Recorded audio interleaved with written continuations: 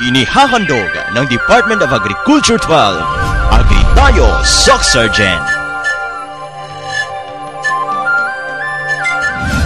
Isang masaganang araw po sa ating lahat, lalong-lalo na sa ating mga magsasaka at mangingisdang pamilya dito sa buong Rinong 12. Kumusta po kayo mga ka-agri? Sana po ay nasa mabuti kayong kalagayan habang nanonood ng ating programa. Tanong ko lang po, miss niyo na po ba kami? Dahil kami miss na po namin kayo. Kaya narito pong muli ang isang oras na palatuntunang hatid sa inyo ng Department of Agriculture sa pangunguna ni Secretary Proceso J. Alcala at Regional Executive Director Amalia Hayag Datuhan. Mga ka-agri, sabay-sabay po nating tuklasin at palaganapin ang ganda at sigla ng agrikultura dito sa Agri Tayo, Soc Sergeant.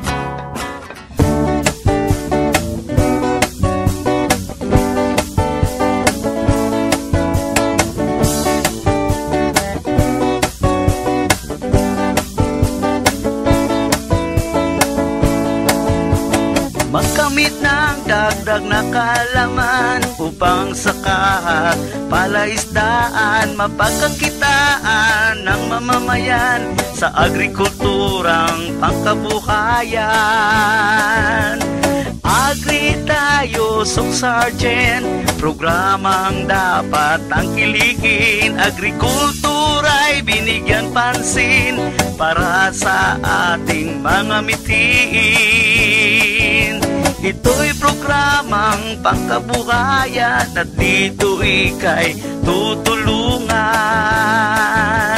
Agri Tayo, Soc Sergeant, programang dapat tangkilikin. Agrikultura'y binigyan pansin para sa ating mga mitiin. Agri Tayo, Soc Sergeant, programang dapat tangkilikin. Agrikultura'y binigyan pansin para sa ating mga mitiin.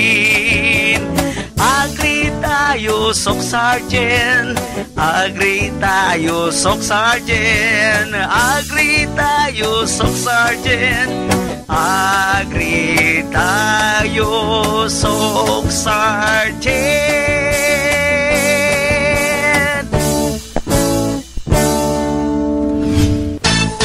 Ang episode po natin today ay ang kauna-unahang episode po natin para sa taong 2015. At dahil po dito, special po ang ating episode dahil ito po ay ang big comeback ng ating programang Agri Tayo, Soc Sergeant. Dahil po dyan, makakasama po natin ang ating co-host na si Miss Marie. Miss Marie, nasaan ka na? Hanata ako, kanina pa niya ako iniiwan. Hello, Miss Weng. Andito lang ako sa likuran mo. Miss Marie, ano ginagawa mo dyan? Hindi ka na. Teka lang, ha?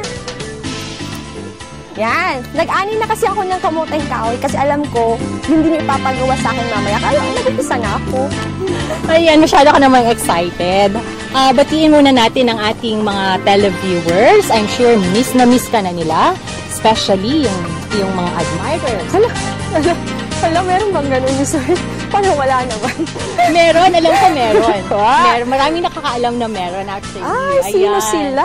And anyways, Miss Marie, dahil special nga ang ating episode ngayong umaga, ay ibabahagi natin sa ating mga televiewers yung pambihirang proyekto ng Philippine Rural Development Project. Yes, Miss Weng, dahil yung ginawa ko kanina ay may kaugnayan yon sa PRDP na kung saan ang kasawa o ang kamoteng kahoy ang priority commodity ng South Cotabato under Enterprise Development ng PRDP.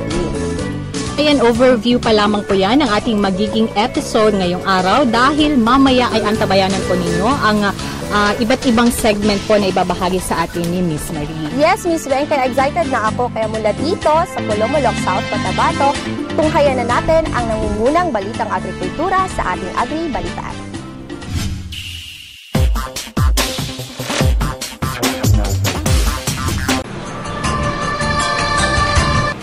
Dumating kamakailan sa General Santos City ang mga kinatawan mula sa World Bank upang personal na tingnan ang implementasyon ng iba't ibang proyekto sa ilalim ng Philippine Rural Development Project sa Soc Sergeant. Maki-Agri Balita kay Nelly Escote Elanan.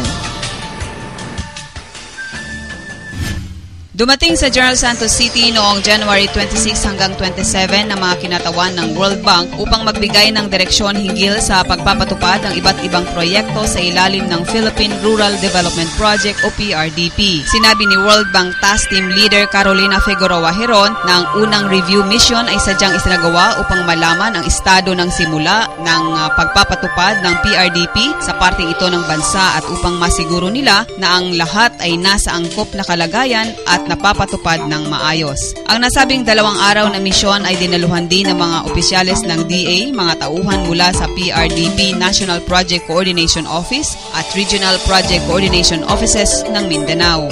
Samantala, kabilang din sa mga dumalo sina South Cotabato Governor Daisy Avance Fuentes at Sultan Kudarat Governor Suharto Mangudadato na nagpasalamat sa World Bank, DA-PRDP dahil sa kanilang pagbibigay diin sa makabuluhang tungkulin ng mga lokal na pamahalaan sa pagpaplano ng kanilang mga pangunahing pangangailangan.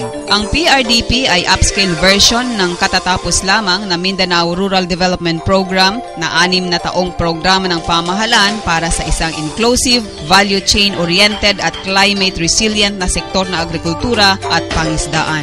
Ang proyektong ito ay isa na sa katuparan ng Department of Agriculture na kasamang pinunduhan ng World Bank, national government at local government units. Sa talumpati ni Agriculture Undersecretary at PRDP National Project Director Emerson Palad, kanyang binigyang diin ang paggamit ng mga instrumento sa pagpaplano, partikular na ang value chain analysis at expanded vulnerability at suitability assessment upang matiyak ang wastong pamumuhunan.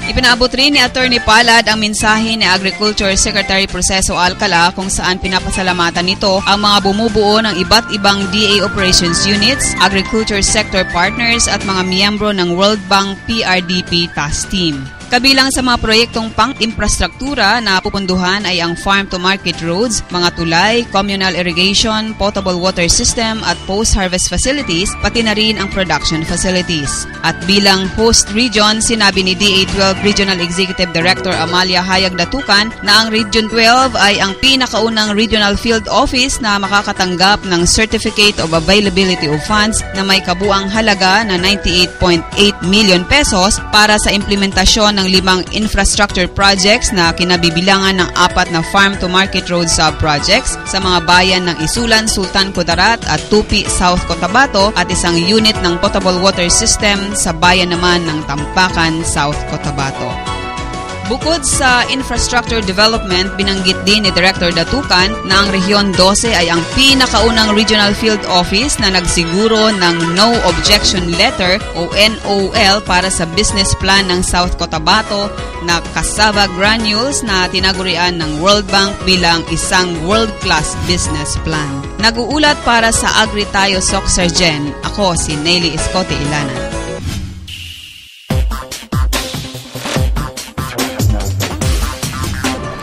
Samantala, ayon sa mga magpapalay ng Isulan, Sultan Kudarat, malaki ang naiambag ng nagpapatuloy na pagsasakayos ng 5 farm-to-market roads sa kanilang produksyon na handog ng Philippine Rural Development Project na may kabuang pondo na 156 million pesos. Maki-agribalita kay Ibrahim Baundi. Inilahad ni Isulan Mayor Diosdado Palasigi na malaki ang naitalang pagbabago sa sektor ng agrikultura sa kanyang bayan mula nang makatanggap sila ng iba't ibang proyekto mula sa Department of Agriculture.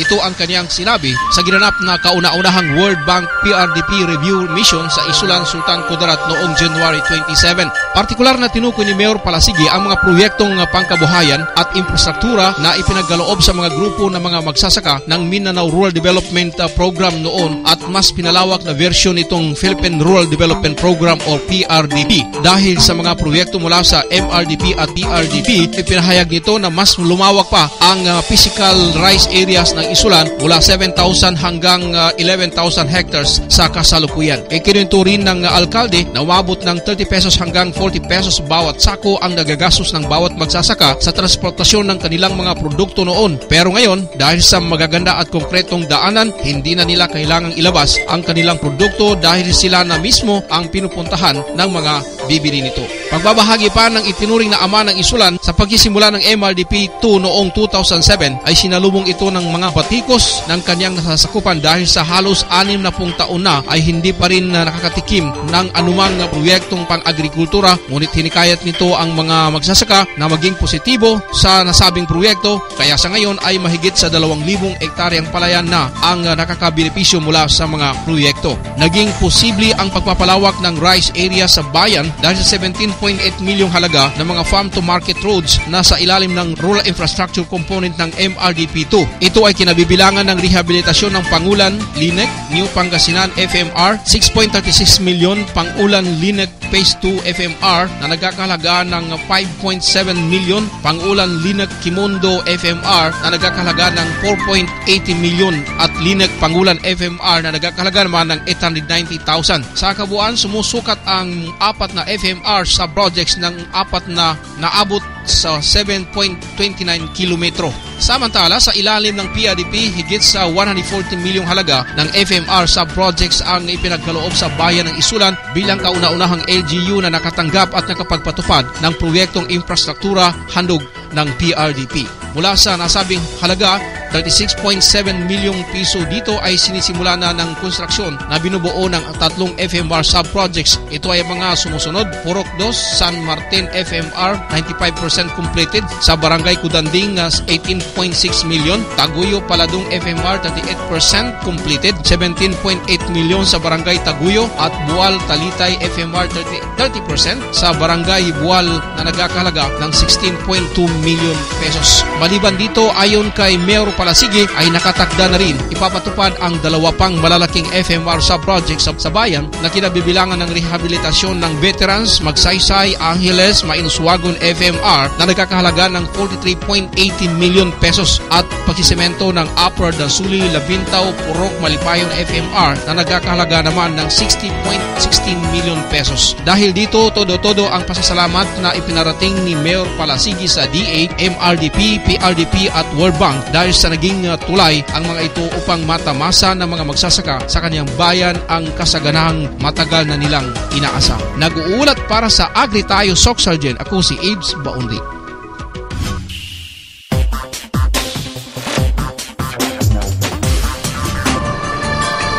Sa iba pang balita, abot sa 139 million pesos ang nakuha ng lokal na pamahalaan ng Tiboli mula sa BUB at Pamana, habang isang estudyante naman ng Marbel 7 National High School ang itinanghal na Agri Talino Year 2 Champion ng DA RFO 12. Yan ang back-to-back agribalita ni Lito Mariano Salvo. Higit sa 139 milyong pisong halaga ng pondo ang inilaan sa lokal na pamahalaan ng Tiboli, South Cotabato mula sa Payapa at Masaganang Pamayanan o Pamana at Bottom-up Budgeting o BUB. Mga kaagri, 21 baka at 1 kalabaw ang natanggap ng mga magsasaka na mga miyembro ng Lambangan People's Organization dito sa Barangay Lambangan, Tiboli, South Cotabato. Ang nasabi pong proyekto ay bahagi ng 14 na milyong pisong halaga ng mga proyektong infrastruktura at pangkabuhayan na handog sa kanila ng Bottom-up Budgeting Program o BUB. Itong lokal na pamahalaan ng Tiboli ang siya ring may pinakamalaking nakuhang pondo mula naman sa Payapa at Masaganang Pamayanan o Pamana na umaabot sa higit sa 125 milyong piso. Ayon kay DA12 Regional Executive Director Amalia Datucan, ang nasabing pondo ay gagamitin sa pagpapagawa ng mga farm-to-market roads at pamamahagi ng iba't ibang proyektong pangkabuhayan sa mga benepisyaryo. Mula sa kabuang pondo ng 125 million pesos ng Pamana, nasa 103 million pesos ay nakalaan sa konstruksyon ng mga kalsada, partikular na sa mga barangay ng Lama Buling, Lamsalume at Maan. Maliban sa mga farm-to-market roads, kasama rin sa proyekto ang pamimigay ng mga farm machines at post-harvest facilities gaya ng tractor, corn sheller, miller, warehouse, animal dispersal projects at marami pang iba. Samantala, sa ilalim naman ng BUB mayroon ding ipagagawang kalsada at ipamimigay ng mga hayop tulad ng kalabaw at baka, maging ang upland rice at inland fish production. Bilang isa sa mga benepisyaryo, ipinahayag ni Lambangan People's Organization President Joseph Buan ng Barangay Lambangan ang kanilang pasasalamat sa DE12 at mga cooperating national agencies sa paghahandog sa kanila ng mga proyektong lubos nilang kailangan. Ipinaabot naman ni Tiboli Mayor Dibutuan ang kanyang kagalakan dahil binigyang tugon ng gobyerno matagal ng mga kahilingan ng kanyang mga nasasakupan, lalong-lalo na mga kalsada na talagang mahalaga sa pagdadala ng mga produkto sa merkado.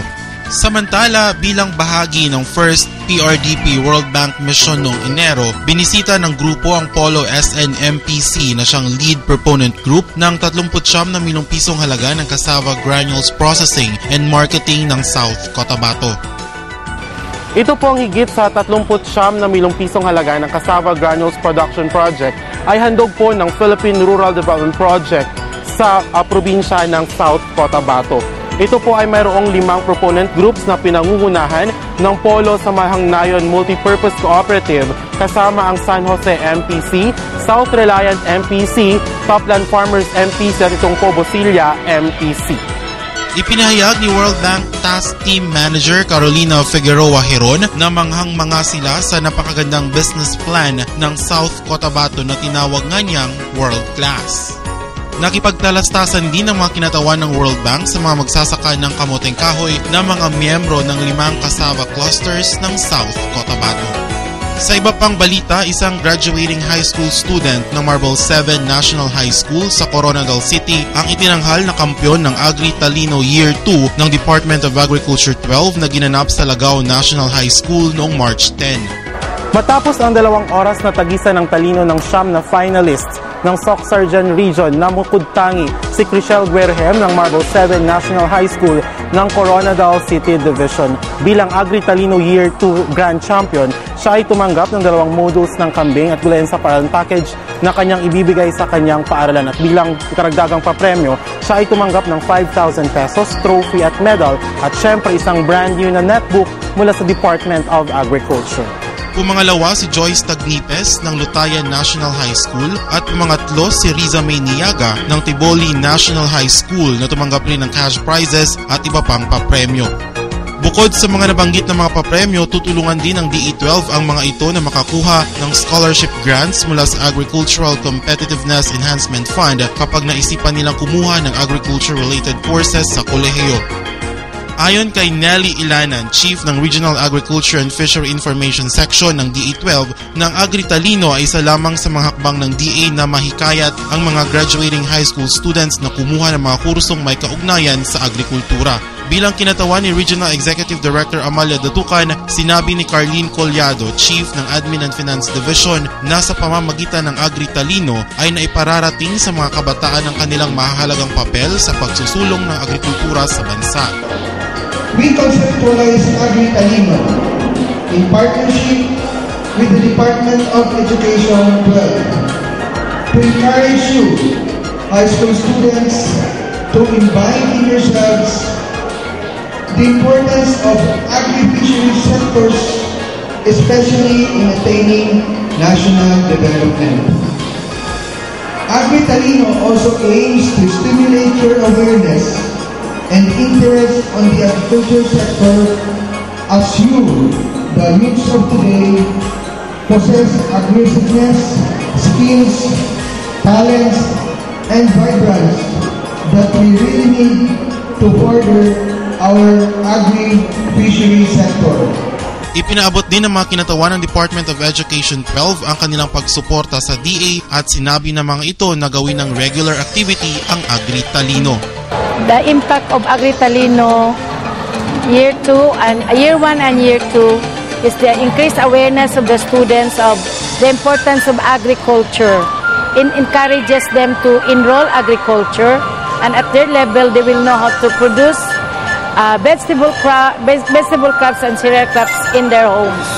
At the same time, I'd like also to endorse that Agri Talino will continue on and on, because not only the students but even the teacher will now have that awareness that they should teach agriculture in any subject that they are in, because that is integration of knowledge of the students. Nowadays, we need to inculcate to the mind of our young ones Noong nakaraang taon, itinanghal na kauna-unahang Agri-Talino champion si Neil Jean Navarro ng Kidapawan City National High School Now Extension ng Kidapawan City.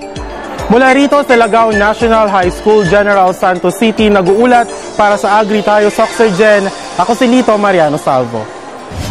Higit sa 100 magsasaka ang naging saksi sa isinagawang actual demonstration ng mga bagong makinaryang pansakahan gaya ng rice combine harvesters at 4-wheel drive tractors na may backhoe habang formal na ring ibinaba sa 8 LGUs ang kailang tseke mula sa BUB at Pamana. Yan ang Agri-Balita ni Carl Ulysses Aguilon. Mahigit 100 miyembro mula sa 34 na mga grupo ng mga magsasaka ang dumalo sa actual demonstration sa operasyon ng Rice Combine Harvester at 4-wheel drive tractor with backhoe.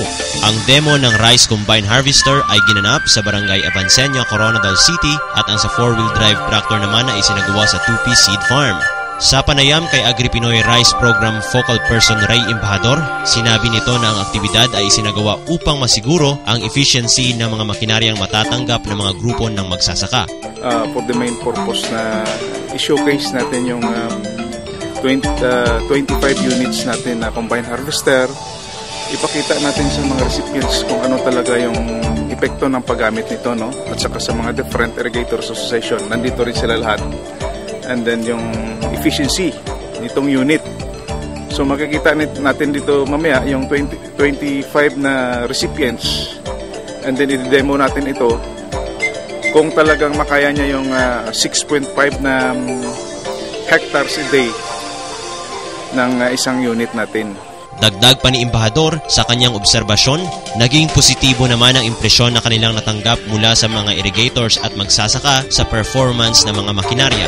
Upang makuha ang mga dagdag na reaksyon, nagkaroon naman ng open forum na pinangasiwaan ng APP Rice Team ng DA12. Hinikayat din nila ang mga nagsipagdalo na grupo ng mga magsasaka na madaliin ang pag-comply ng kanilang mga requirements. Samantala, formal lang ipinamigay ng Department of Agriculture 12 sa 8 local government units sa Soc-Sargen Region ang mga tseke na nagkakahalaga sa 43.5 milyong piso sa ginanap na turnover ceremony sa Coronadal City. Mismong si DA12 Regional Executive Director Amalia Hayag Datukan ang nanguna sa pamamahagi kung saan kinumpirma nito na ang pondo ay nagmula sa 2 programa ng pamahalaan na Bottom-Up Budgeting or BUB at Payapa at Masaganang Pamayanan or Pamana. Sa ilalim ng Pamana, ang mga lokal na pamahalaan na nakatanggap ay ang mga sumusunod: Tiboli South Cotabato na nakatanggap ng 24.81 million pesos, Matalam at President Roxas ng North Cotabato kapwa tumanggap ng 2.96 million pesos, Isulan Sultan Kudarat 2.84 million at Calamansig Sultan Kudarat na nakatanggap ng proyekto ng 197,500 pesos. Sa BUB naman, President Roxas North Cotabato ang may pinakamalaking natanggap kung saan nagkakahalaga ito ng 5.05 million pesos, Santo Niño South Cotabato 2.39 million, Lutayan Sultan Kudarat 1.59 million at Coronadal City 740,000 pesos. Nakatakdang gamitin ng mga LGUs ang pondo sa pagpapatupad ng mga pangkabuhayan na programa at pagpapagawa ng farm-to-market roads at iba pang mga proyektong pang-infrastruktura sa mga napiling mga benepisyaryo. Sa kanyang mensahe, sinabi ni Direktor Datukan na ang perang natanggap ng mga lokal na pamahalaan mula sa BUB at Pamana ay testamento na hindi nagpapabaya ang gobyerno. Kapwa nagpasalamat naman sina Mayor Dibutuan ng Tiboli at Mayor Jaime Mahimpit ng President Roxas sa mga proyektong kanilang tanggap at nangakong pangangalagaan ang mga ito. Nag-uulat para sa Agri Tayo Soc-Sargen. Ako, si Carl Ulysses Aguilon. At yan ang unang ratsyada ng ating mga balita. Antabayan na ng iba pang malalaking balita sa pagbabalik ng Agri Tayo Soc-Sargen.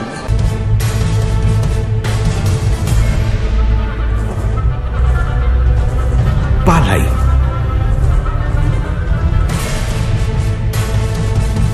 bigas, kanin,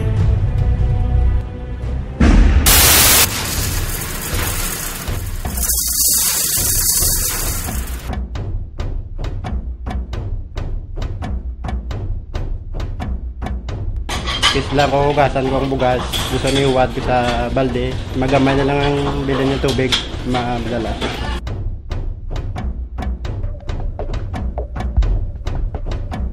Chenebes manada kanon elton sayang kay takema di takedalang tustus. Sa pwede obserba ng mga okasyon, kita nada hente ta saka manada kumida specialmente con el kanon.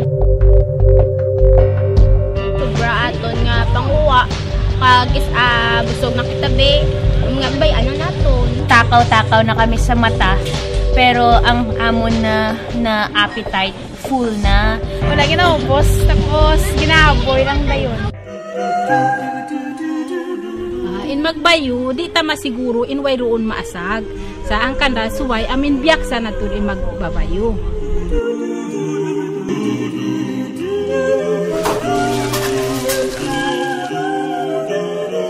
Kung kaisa man ang nagatigang sa amon, magkilis siya, hindi mo siya maibitar nga wala sang may madala nga gas.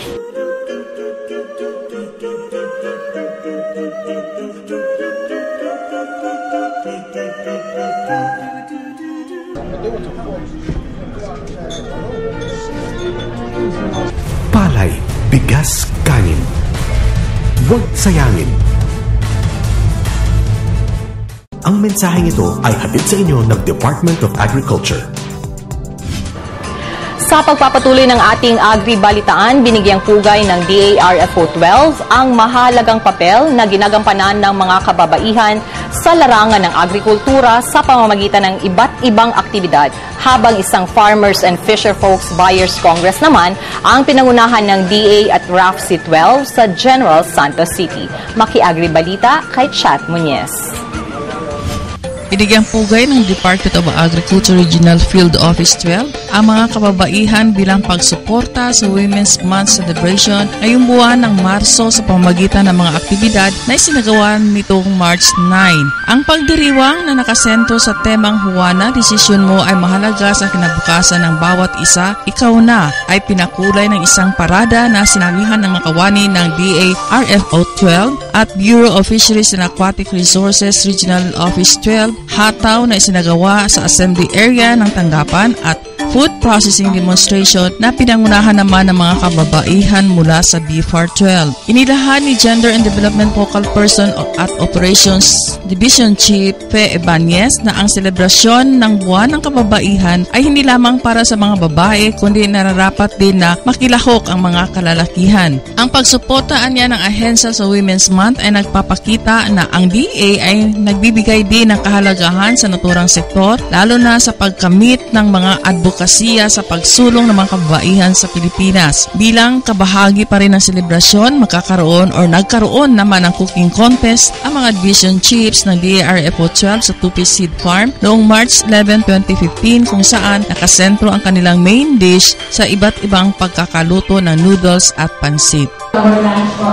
Yes, mga kaibigan, narito po tayo ngayon sa Pela Grande Convention Center sa General Santos City kung saan po mahigit sa 300 mga farmers, fisherfolks at buyers ang nakilahok sa First Regional Farmers Fisherfolk Buyers Congress for 2015. Ang 2 araw na pagtitipon ay may layo mapaghandaan ng implementasyon ng Association of Southeast Asian Nations Economic Integration. Ayon sa mensahe ni Undersecretary for Operations Emerson Palad na kinatawanan ni Director Roy Abaya ng DA Field Operations Services, bilang bansang napabilang sa ASEAN, malaya nang maiangkat ng Pilipinas ang mga produkto sa iba pang kasaping bansa. Isa rin anya itong oportunidad para sa mga magsasaka at mangingisda na makapagbenta sa mas maraming mamimili. Bagamat mas may malakas na kompetisyon, lalo na sa presyo at kalidad ng produkto, dapat anya na mapaghandaan ito. Isa na rito ang sapat na kaalaman ukol sa mga oportunidad at hamon ng ASEAN Economic Integration. Magkakaroon ng pag-uusap ukol sa pagpapalawig ng produksyon sa agrikultura na angkop at maaari makipagkompetensya sa pandaigdigang merkado at higit sa lahat, matulungan ang mga magsasaka at mangingisda na magkaroon ng karagdagang kita at magiging maunlad na negosyante.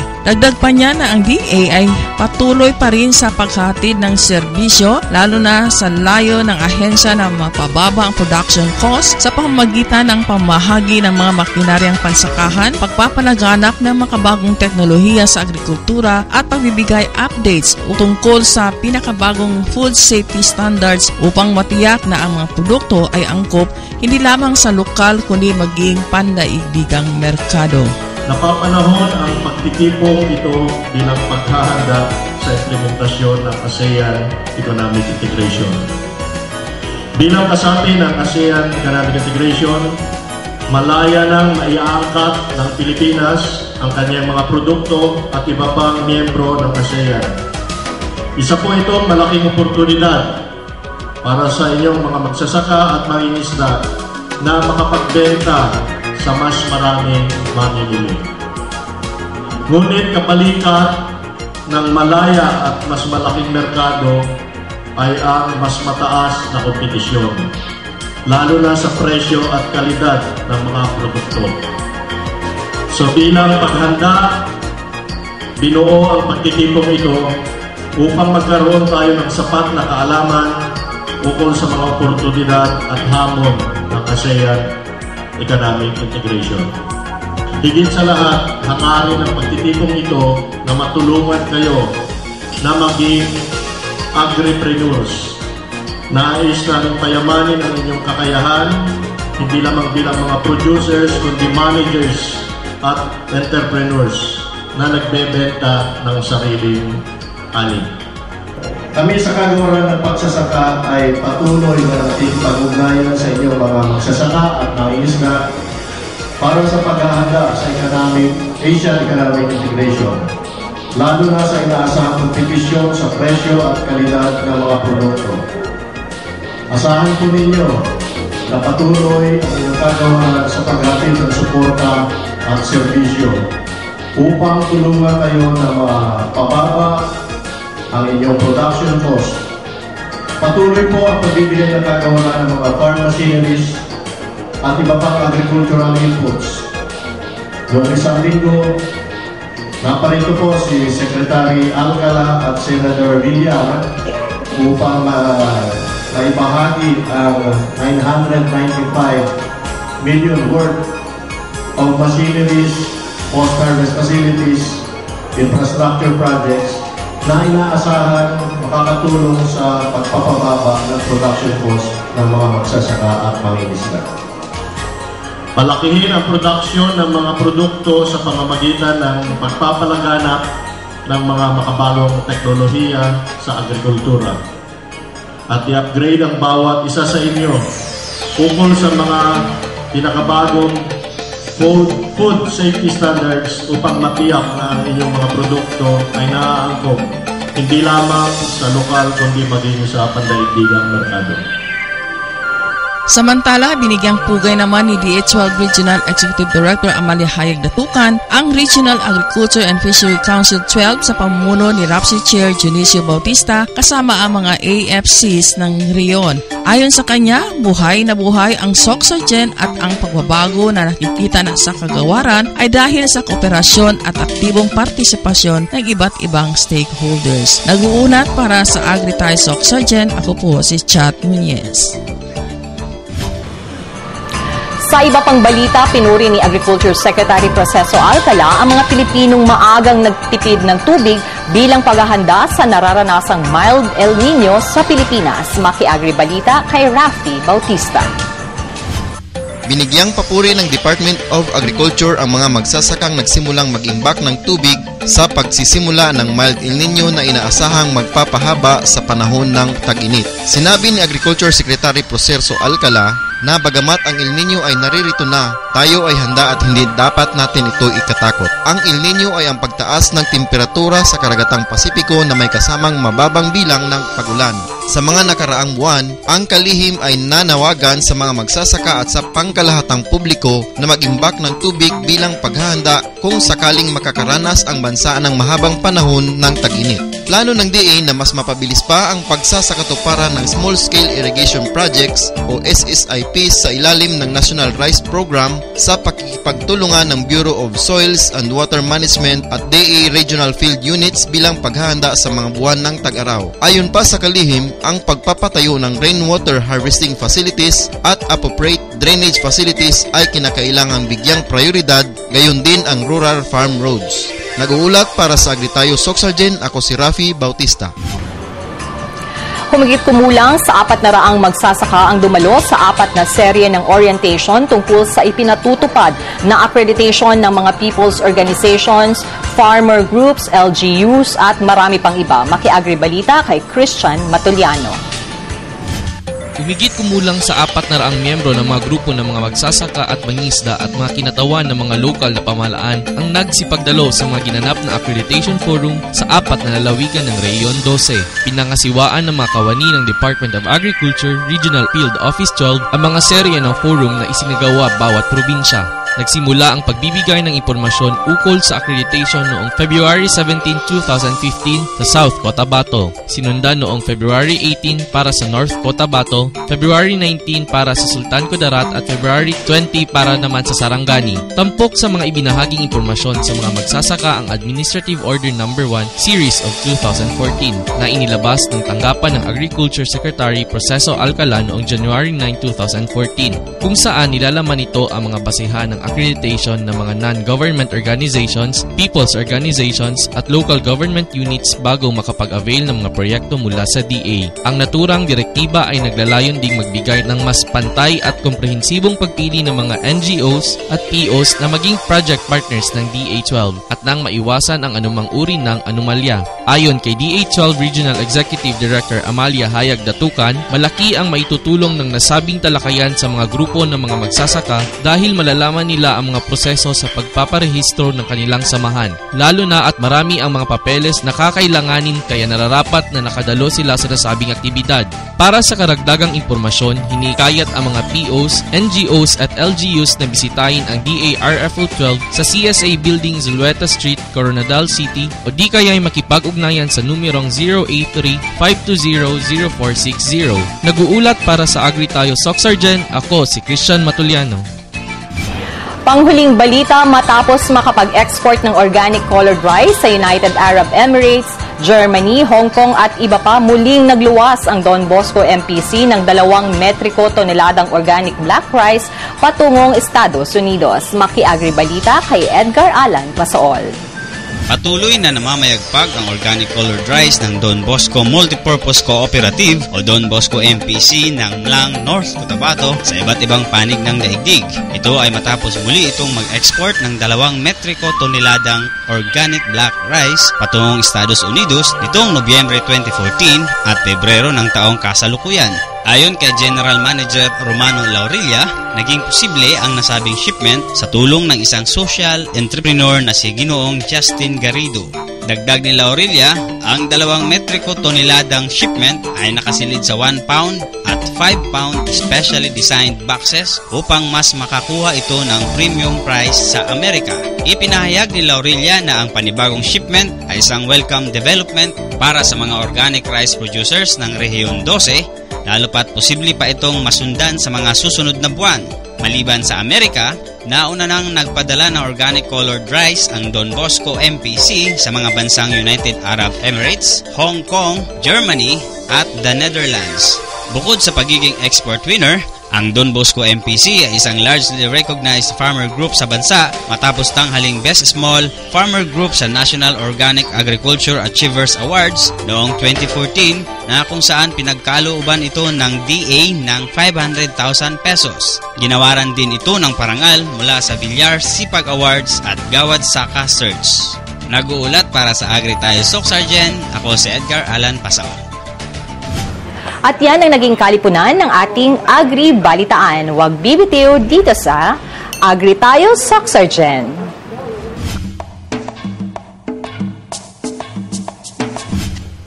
Alam ba ninyo na ang kamoting kahoy ay isa sa mga alternatibong pagkaing isinusulong ng Department of Agriculture?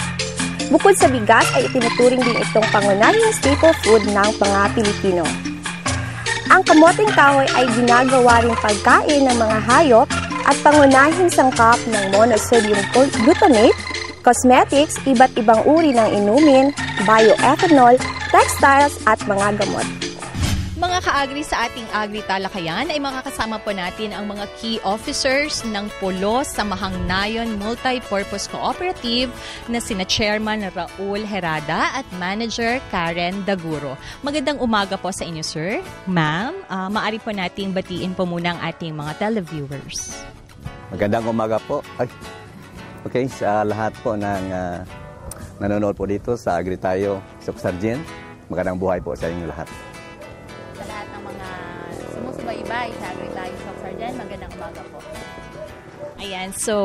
Ayan, umpisahan na po natin ang interview natin, sir. Unahin pa natin kay Chairman Raul Herada. Sir, pakibahagi naman po sa amin ang profile po nitong Polo Samahang Nayon Multi-Purpose Cooperative. So, ma'am, yung Polo Samahang Nayon po na-organize po ito noong 1991, May 3, 1991, at nagsimula po kami ng aming production po sa Kasabat noong 2004. Mga 10 years na po hanggang ngayon. At at this time, meron po kaming mga 1,723 na mga members.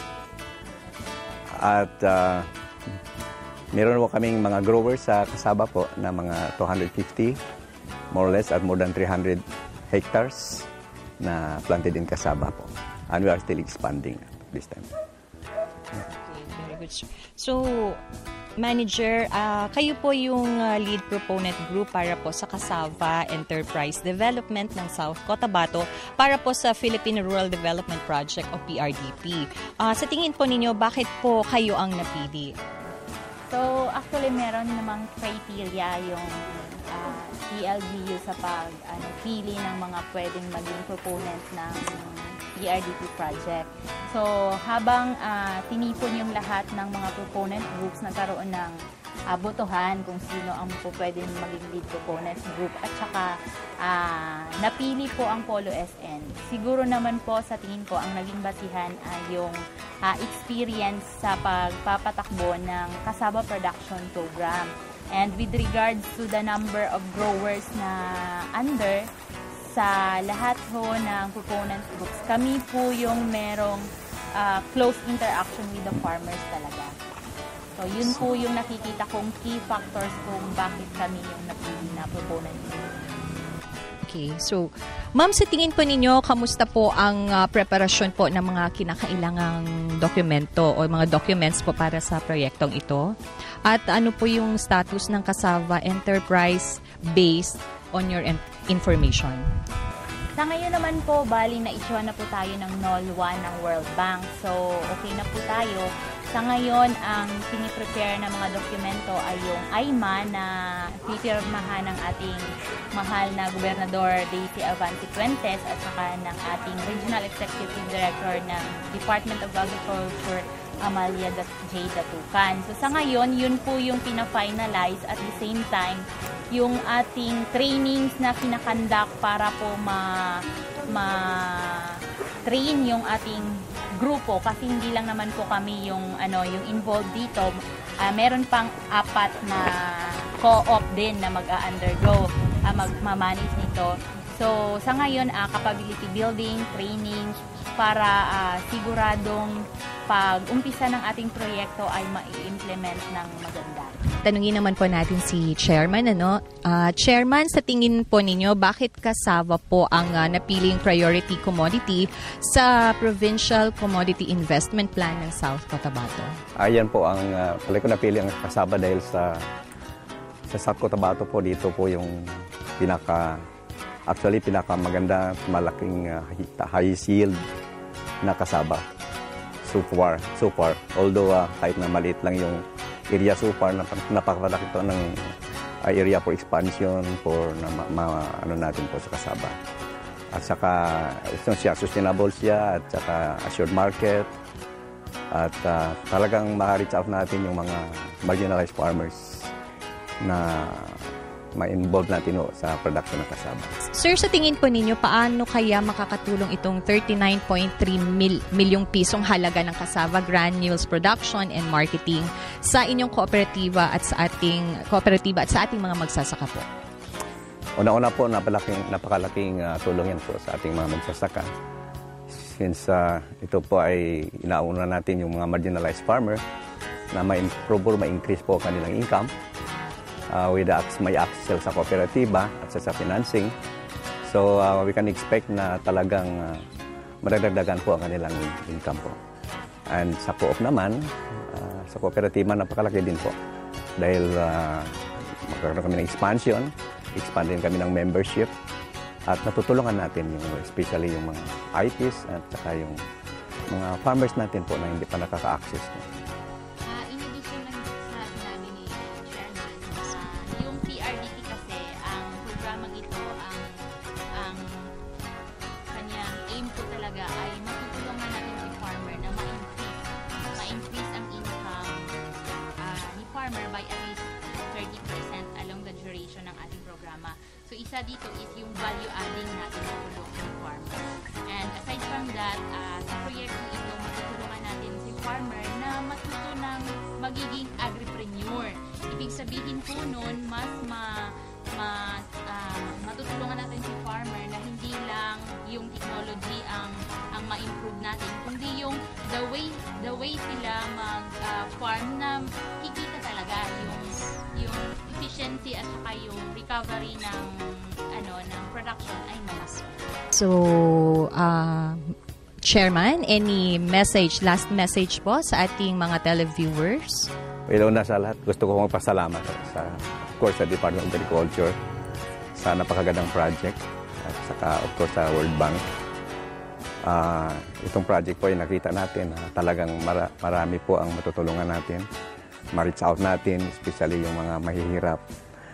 At napakaganda ng project and it will be a sustainable project sa mga 6 years. So, salamat din ako kahit na sa provincial government, so kay Governor Daisy Abante Puentes na nagsusuporta din po. At of course, lahat po na tumutulong dito sa Department of Agriculture, LGU. At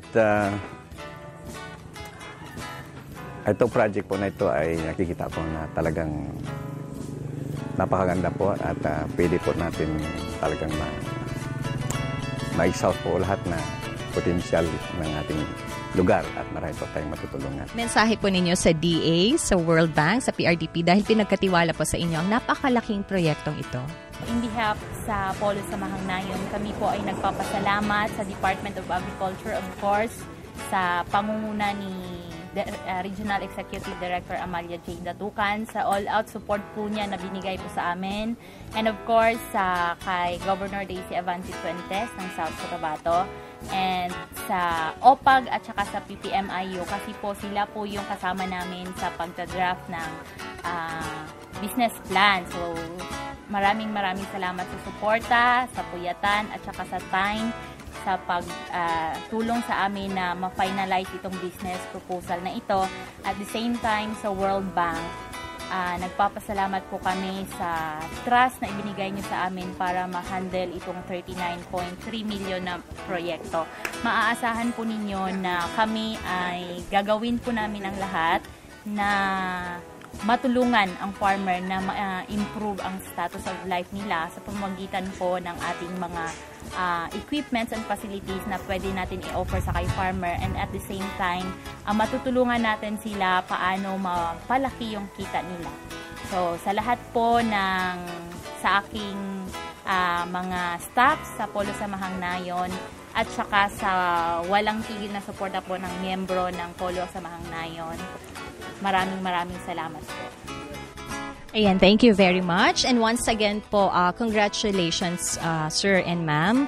And at the same time po, good luck po sa inyo. Sana po ay mas marami pa po tayong mga cassava farmers na makikinabang mula sa nasabing proyekto. Ayan po mga ka-agri, nakasama po natin dito sa ating Agri Talakayan, sina Chairman Raul Herada at Manager Karen Daguro.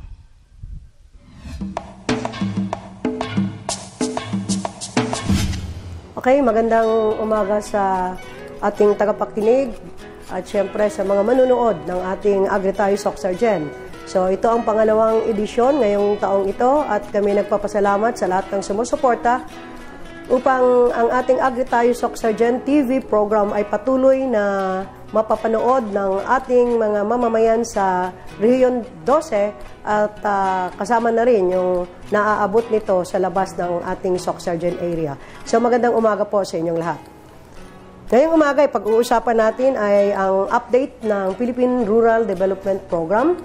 At gusto ko pong ipaabot sa inyo na as far as Region 12 is concerned, ay talaga pong ang ating mga tauhan sa PRDP, kasama na ang Mindanao Program Support Office, ay nakikiisa at talagang pinag-iibayo ang ating programa, no? O lahat ng ating mga aktibidades para tayo ay magkaroon ng sapat na allocation para sa ating IRIP at iBuild project.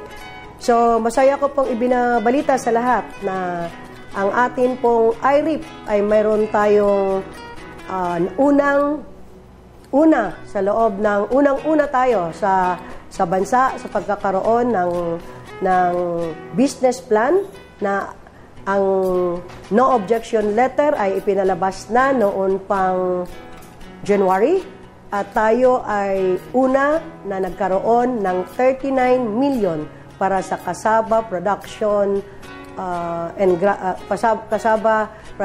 granules production and marketing. So ito ay dito sa South Cotabato at ito ay pinangungunahan ng SN Polo kasama ang 4 pang cooperative dito sa ating South Cotabato area. So ang atin pong kabubuan dito sa 39 million or 39.3 million, ang 20 million po ay magmumula po sa loan proceeds ng World Bank at ang government ng Pilipinas through DA, gobyerno ng Pilipinas through DA ay magpro-provide ng 6 million equity at ang provincial government of South Cotabato ay also 6 million at ang proponent group ay 6.7 na ang kabubuang halaga po ay 39 million. Yung cassava granules, ito po ang ating napili dahil sa buong Pilipinas, ang South Cotabato ang may pinakamalaking production dito, no? Ito ay 37.4 metric tons per hectare. At ito ay according to the data from the Bureau of Agricultural Statistics. At dito rin ay mayroon tayong gap sa supply, no? Wherein ang kinakailangan ng ating cassava industry, particularly sa granules, 75,000 metric tons at ang na-provide lamang ngayon ay 30,000 metric tons. So ito ay tinitingnan natin na malaki ang maiambag ng Polo SN Multipurpose Cooperative kasama ang 4 pang kooperatiba.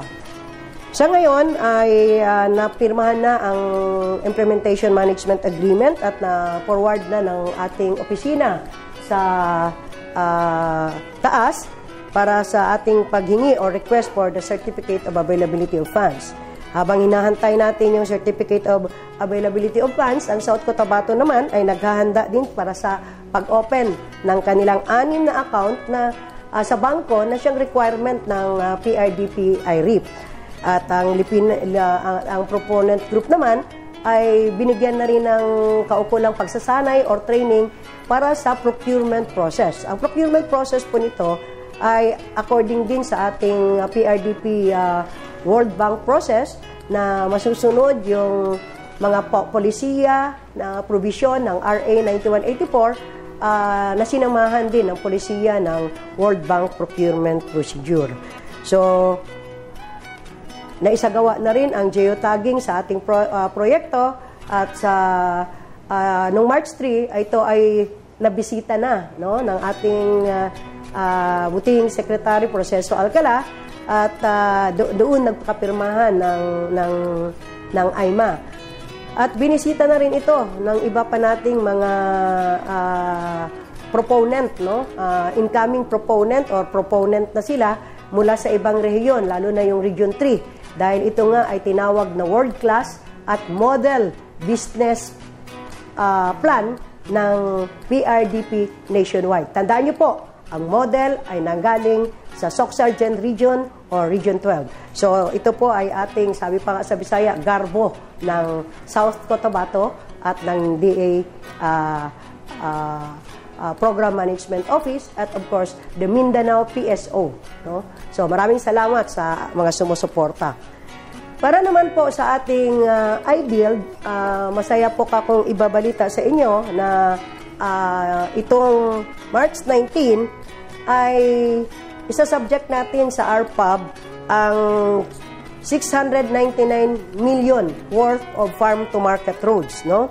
Sa Sarangani, magkakaroon tayo ng 136 million. South Cotabato, 416.9 million. At North Cotabato, 146.6 million. Para po yan sa March 19. Kino-consider po natin na sa March 30 ay tayo naman po ay magkakaroon ng RPAB at nasa technical review na ngayon ang mga project ng ganun pa rin. Probinsya ng Sarangani, 674 million. South Cotabato, 68.5 million. So kung mapansin nyo, 68.5 dahil nauna sila ng March 19 na mayroon silang 416 million. Sa North Cotabato, mayroong 146 million ng March 19 at ngayong March 30 ay i-RPAB natin yung 640 million. Sa ngayon, ulitin ko po, naka-technical review pa yan at naka-schedule ng RPAB. Sana po ay talagang itong kabubuang halaga na to ay talagang matapos ang technical review at tuloy-tuloy na deliberate ng RPAB upang ito ay ating ma-endorse na sa ating National Program Support Office. Now, sa Sultan Kudarat naman ay inaantay natin na pumasok na rin yung kanilang PRDP iBuild na sa ngayon ay nagkakahalaga ng 150 million pesos. Pero at kabubuan nito ay umaasa tayo na under Region 12 ang magiging iBuild proposals natin from na maisa-submit ngayong buwan na to para sa 2015 implementation. Para sa 2015 implementation ay 2.2. Umaasa rin tayo na sana itong lahat ay makahabol sa first come, first serve na allocation ng ating PRDP. First come, first serve po kasi marami pong nag-a-apply. Kaya pag hindi po ito lahat na accommodate sa 2015, ang atin pong napaghandaan ay nandyan na yung mga proyekto para sa 2016. Ganun pa man, malaki ang ating paniniwala at kasabay rin ang ating pagdarasal na sana ay mapasok lahat itong 2.2 billion.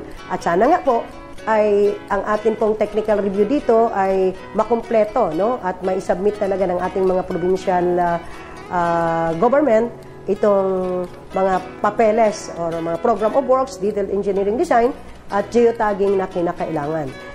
So nananawagan din kami para sa iBuild na sa 2016, ang deadline po natin ito for 2016 allocation ay kailangan sa June 15 makarating sa amin. Kaya mga ating mga chief executive officers, mga mayors, mga mahal na governors na masyadong sumusuporta sa programa na nakakatulong at nagpapaunlad sa kanilang mga lugar or area of responsibility, ay sana ay kanila din itong matutukan at mabigyan ng kaukulang suporta yung mga staff. So, at ibabalik ko po sa IRIP, tinatawagan po natin din yung ibang probinsya natin na mabilis-bilisan na rin po ang kanilang IRIP na makasunod. No? Yung Sarangani, ang isusunod nila dito ay ang VCO na na-forward na natin sa PSO Mindanao. At sa North Cotabato ay na-forward na rin natin yung rubber sheet. At sa Sarangani ay pinaghahandaan na yung pangalawa or in Abaca. No? At ang Sarangani, Sultan Kudarat ay hinahanda pa yung kanilang coffee na business plan. So sa lahat ng ating mga tagapakinig, PRDP po ang naging focus ko ngayon na talakayin dahil ito po ang tingin natin na kailangan ninyong pagtuunan ng pansin kasama ng ibang programa ng Department of Agriculture dahil ang allocation po nito ay first come, first serve basis. So maraming salamat po sa inyong lahat at magandang umaga ng Sabado. Talaga namang naging hitik at makabuluhan ang isang oras nating pagsasama. Mga ka-agri, unang episode pa po ito ngayong 2015, kaya hiling namin sana po ay samahan nyo kami sa mga susunod pa pong mga episode. Same day at same time po yan mga ka-agri. Makikita po natin ang ating schedule, naka-flash po ngayon sa ating mga TV screens. Maaari rin po ninyong sundan ang ating programa sa Facebook, Twitter at YouTube. Kaya muli, mula sa pamunuan ng Kagawaran ng Pagsasaka, kami po ay nagpapasalamat sa inyong walang sawang pagtangkilik ng ating programa na talaga namang pong naghahatid sa inyo ng makabuluhang mga impormasyon tungkol sa larangan ng pagsasaka at pangingisda. Kaya sa susunod na Sabado, sabay-sabay pa rin po nating tuklasin at malaganapin ang ganda at sigla ng agrikultura dito lang sa Agri Tayo Soxergen.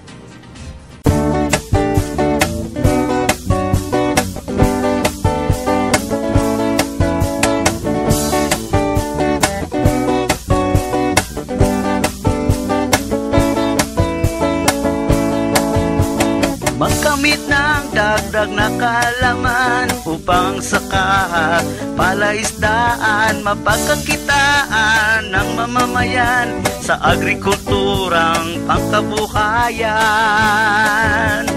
Agri Tayo Soxergen, programang dapat tangkilikin. Agrikultura'y binigyan pansin para sa ating mga mitiin. Ito'y programang pangkabuhayan at dito ika'y tutulungan. Agri Tayo Soxergen, programang dapat tangkilikin. Agrikultura'y binigyan pansin para sa ating mga mitiin. Agri Tayo Soxergen, programang dapat tangkilikin. Agrikultura'y binigyan pansin para sa ating mga mitiin. Agri Tayo Soxergen, Agri Tayo Soxergen, Agri Tayo Soxergen, Agri Tayo Soxergen.